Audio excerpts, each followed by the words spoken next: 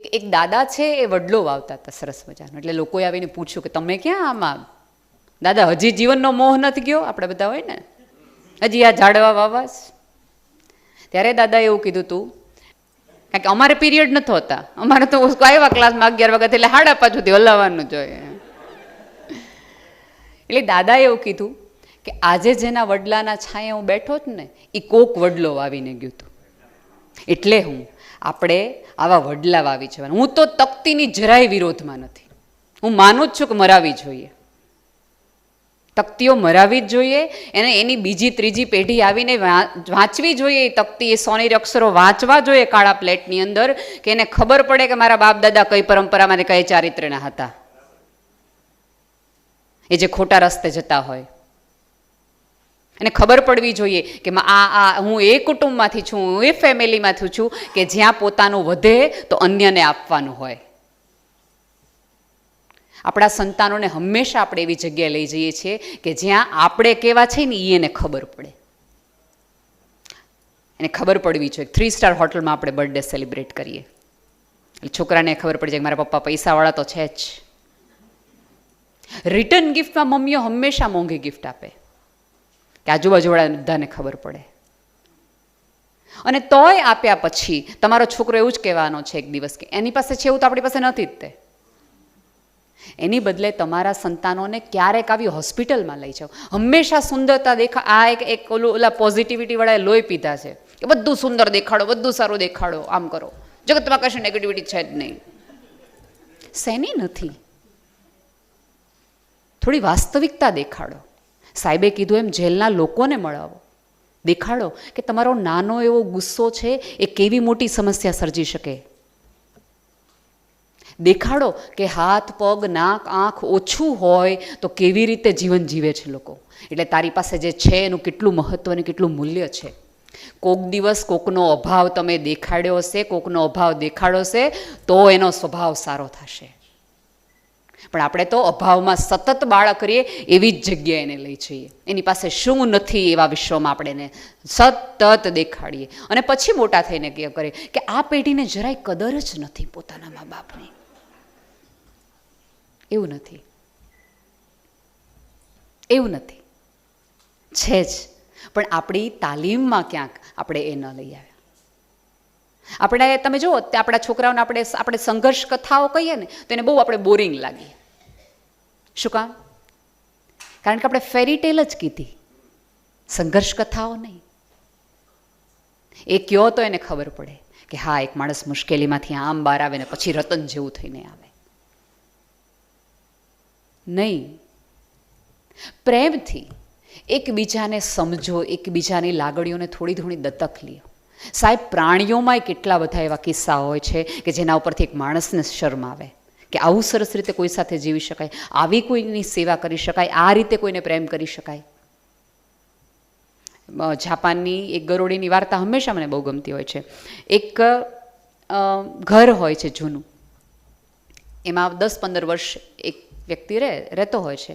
પછી એ ઘર વેચાઈ જાય છે, ઘરનું રિનોવેશન થાય છે. પણ એ રિનોવેશન દરમિયાન એને એવું થાય છે કે ભાઈ ના, આ બધું જ સરસ છે પણ થોડી આ દિવાલ આમ કરી નાખવી જોઈએ, આ લાકડાની દિવાલ છે ને થોડી આમ કરાવડાવી નાખવી જોઈએ. એટલે કામ ચાલતું હોય છે. એમાં એક ફોટો ફ્રેમ હોય છે.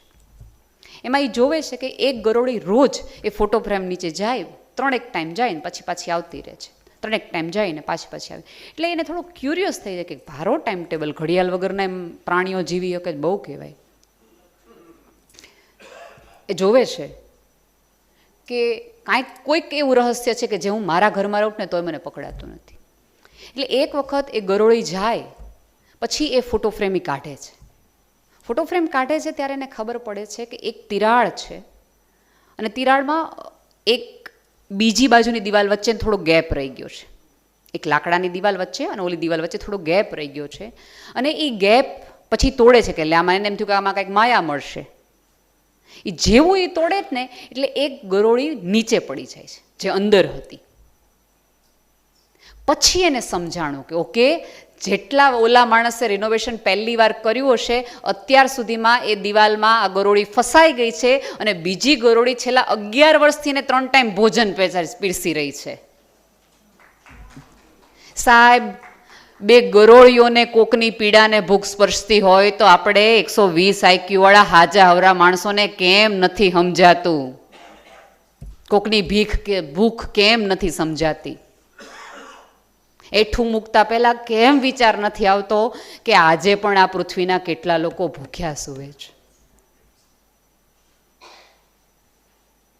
તમે ઘણી બધી વખત આપણે એક્ઝિબિશન્સમાં જઈએ, સેલમાંથી જોઈએ, હંમેશા આપણને ન જોતી હોય એવી વસ્તુ આપણે લઈને આવીએ અને ઘરેમાં આવીએ અને પછી ચિંતા કરવાની હવે આને ક્યાં મૂકવાની, અને જોતી વખતે એવું વિચાર કરવાનો આપણી પાસે કંઈ છે નહીં. આમાં આપણે આ ગળમથલમાં રિયાઝ કરીએ. અમારે ત્યાં તમને પણ ફંડ રેઝિંગ માટે આ બધા પ્રોબ્લેમ થયા જ હશે. કેટલી બધી સ્ત્રીઓ એવી હોય કે બ્યુટી પાર્લરથી લઈ, સાડીથી લઈ, ઘરેણાથી લઈ, એમને ક્યારેય પૂછવું ન પડતું હોય. 5,000, 10,000, 7,000, 3,000, 2,000 જે હોય એ સરસ રીતે ખરીદી કરીને આવે. અને પછી તમે એની પાસે કોઈ ડોનેશન માગવા જાઓ કે આપણે એમ કહીએ કે ભાઈ 1,001 રૂપિયા તમે આપો તો આ બાળકને તમે આ દવામાં મદદ કરી શકો, તો પહેલું વાક્ય કયું હોય ખબર? તમારા ભાઈને પૂછવું પડે. મને અહીંયા બેઠેલી તમામ સ્ત્રીઓને મારે કહેવું છે કે એક સ્ત્રીનું આપણે બહુ મુવમેન્ટ ચલાવતા હોઈએ છીએ, હું પણ હલાવું છું, પણ ઉદારતા આપણને આપણા ઘર પૂરતી જ કેમ સીમિત હોય છે? આપણા ઘરની બહાર કેમ આપણા ઉદારતાનો સ્વભાવનો કોઈને લાભ નથી મળતો? મને તો એ સેવા સૌથી મોટી સેવા લાગે જે પોતાની જરૂરિયાત થોડી ઓછી કરી અને કોઈકને આપે.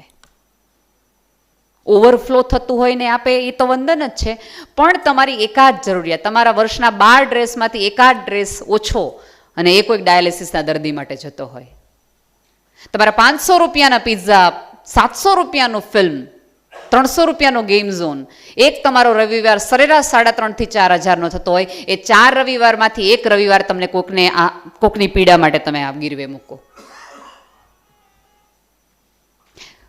કોઈકને દેવા માટે દાનવીર પૈસાવાળું હોવું જરાય જરૂરી નથી.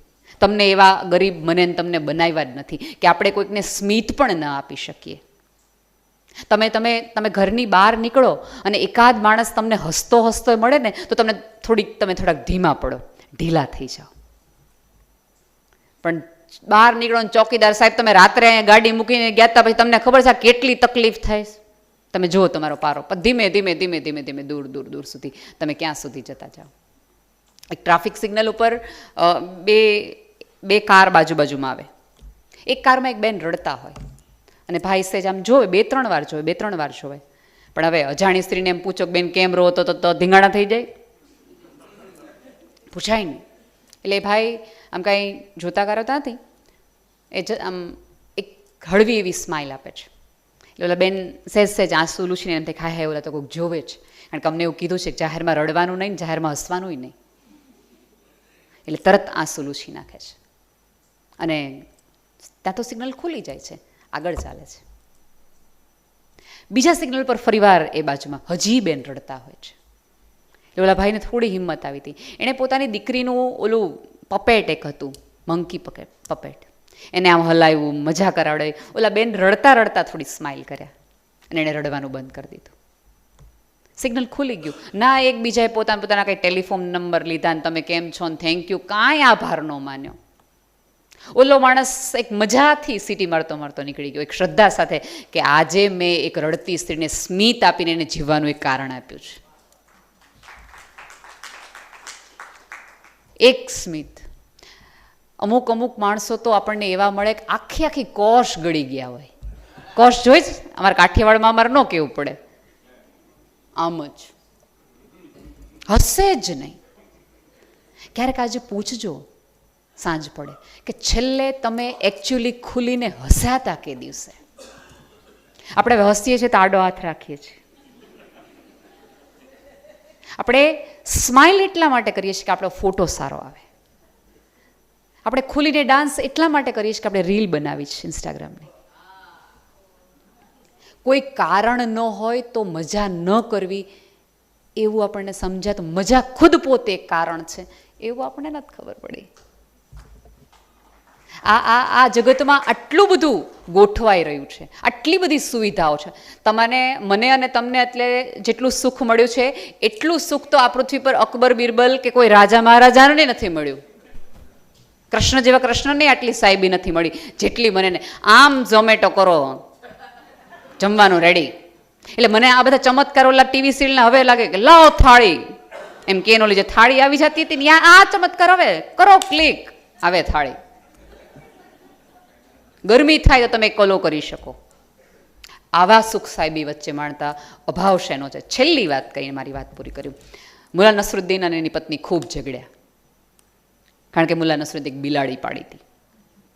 મુલા નસરુદ્દીને એની પત્નીએ કીધું ફાતમા બેગમ કે નક્કી કર લે, આજે આ ઘરમાં બિલાડી રહેશે કે ફાતમા બેગમ રહેશે. આ બિલાડી અહીંથી વહી જવી જોઈએ. મુલા નસરુદ્દીન બહુ સમજાવી કે અમારી પાળતી બિલાડી છે, તું નહોતી ત્યારે મેં એને આમ કર્યું ને તેમ. એ કે જે હોય, હવે હું બેઠીને બિલાડીને તારે હું જરૂર છે, મૂકી આવ. પણ હવે પ્રાણીઓ બહુ શાતીર હોય, એને પોતાના ઘર તરત ખબર પડી જાય.